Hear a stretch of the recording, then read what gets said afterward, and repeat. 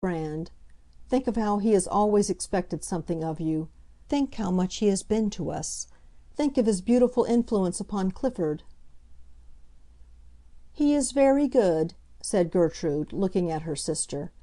"I know he is very good, but he shouldn't speak against Felix." "Felix is good," Charlotte answered, softly but promptly. "Felix is very wonderful. Only he is so different. Mr. Brand is much nearer to us. I should never think of going to Felix with a trouble, with a question. Mr. Brand is much more to us, Gertrude." "He is very, very good," Gertrude repeated. "He is more to you, yes, much more. Charlotte," she added suddenly, "you are in love with him." "Oh, Gertrude!" cried poor Charlotte, and her sister saw her blushing in the darkness. Gertrude put her arm round her. "I wish he would marry you," she went on. Charlotte shook herself free.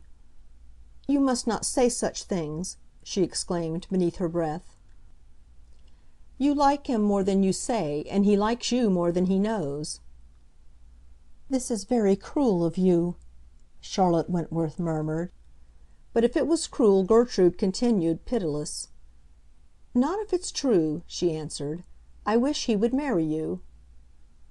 "Please don't say that." "I mean to tell him so," said Gertrude. "Oh, Gertrude, Gertrude!" her sister almost moaned. "Yes, if he speaks to me again about myself, I will say, 'Why don't you marry Charlotte? She's 1,000 times better than I.'" "You are wicked! You are changed!" cried her sister. "If you don't like it, you can prevent it," said Gertrude. "You can prevent it by keeping him from speaking to me."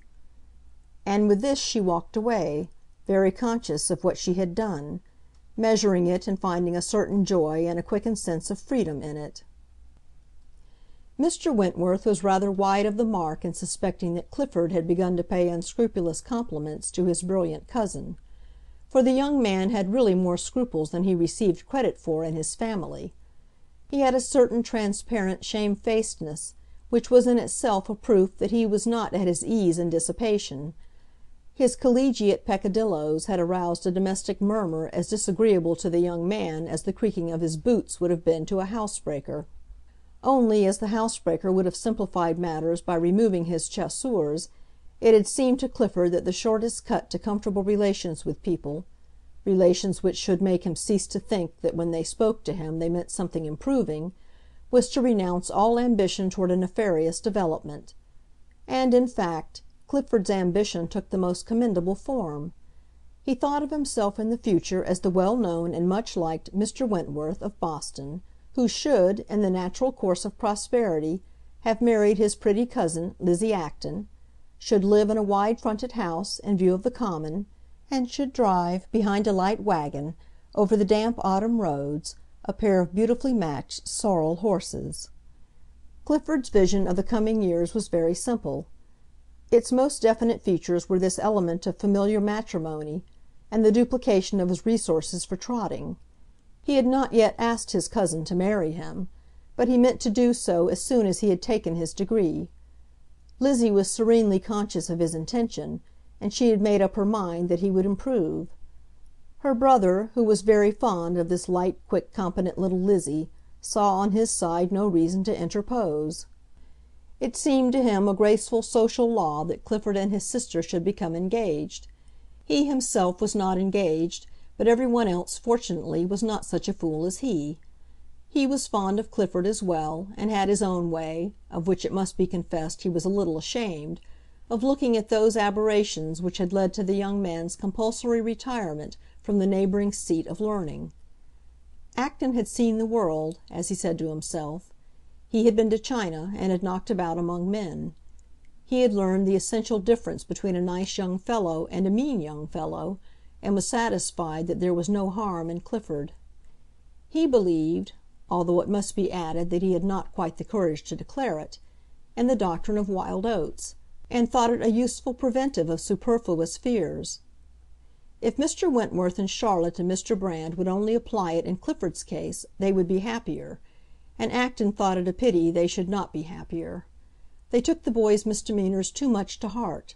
They talked to him too solemnly. They frightened and bewildered him. Of course, there was the great standard of morality, which forbade that a man should get tipsy, play at billiards for money, or cultivate his sensual consciousness. But what fear was there that poor Clifford was going to run a tilt at any great standard?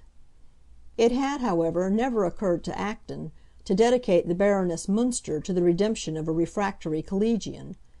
The instrument here would have seemed to him quite too complex for the operation. Felix, on the other hand, had spoken in obedience to the belief that the more charming a woman is, the more numerous, literally, are her definite social uses. Eugenia herself, as we know, had plenty of leisure to enumerate her uses. As I have had the honor of intimating, she had come 4,000 miles to seek her fortune, and it is not to be supposed that after this great effort she could neglect any apparent aid to advancement. It is my misfortune that in attempting to describe in a short compass the deportment of this remarkable woman I am obliged to express things rather brutally. I feel this to be the case, for instance, when I say that she had primarily detected such an aid to advancement in the person of Robert Acton, but that she had afterwards remembered that a prudent archer has always a second bowstring. Eugenia was a woman of finely mingled motive, and her intentions were never sensibly gross. She had a sort of aesthetic ideal for Clifford which seemed to her a disinterested reason for taking him in hand. It was very well for a fresh-colored young gentleman to be ingenuous, but Clifford, really, was crude. With such a pretty face he ought to have prettier manners. She would teach him that, with a beautiful name, the expectation of a large property, and, as they said in Europe, a social position, an only son should know how to carry himself. Once Clifford had begun to come and see her by himself and for himself, he came very often. He hardly knew why he should come. He saw her almost every evening at his father's house. He had nothing particular to say to her. She was not a young girl, and fellows of his age called only upon young girls. He exaggerated her age. She seemed to him an old woman. It was happy that the Baroness, with all her intelligence, was incapable of guessing this. But gradually it struck Clifford that visiting old women might be, if not a natural, at least, as they say of some articles of diet, an acquired taste. The Baroness was certainly a very amusing old woman. She talked to him as no lady, and indeed no gentleman, had ever talked to him before. "You should go to Europe and make the tour," she said to him one afternoon. "Of course, on leaving college you will go." "I don't want to go," Clifford declared. "I know some fellows who have been to Europe. They say you can have better fun here." "That depends. It depends upon your idea of fun. Your friends probably were not introduced." "Introduced?" Clifford demanded. "They had no opportunity of going into society. They formed no relations." This was one of a certain number of words that the Baroness often pronounced in the French manner. "They went to a ball in Paris, I know that," said Clifford. "Ah, there are balls and balls, especially in Paris. No, you must go, you know. It is not a thing from which you can dispense yourself. You need it." "Oh, I'm very well," said Clifford. "I'm not sick." "I don't mean for your health, my poor child. I mean for your manners." "I haven't got any manners," growled Clifford. "Precisely. You don't mind my assenting to that, eh?" asked the Baroness with a smile. "You must go to Europe and get a few. You can get them better there. It is a pity you might not have come while I was living in Germany. I would have introduced you. I had a charming little circle. You would perhaps have been rather young, but the younger one begins, I think, the better. Now, at any rate, you have no time to lose, and when I return you must immediately come to me." All this, to Clifford's apprehension, was a great mixture. His beginning young, Eugenia's return to Europe, his being introduced to her charming little circle. What was he to begin, and what was her little circle? His ideas about her marriage had a good deal of vagueness, but they were in so far definite as that he felt it to be a matter not to be freely mentioned. He sat and looked all round the room. He supposed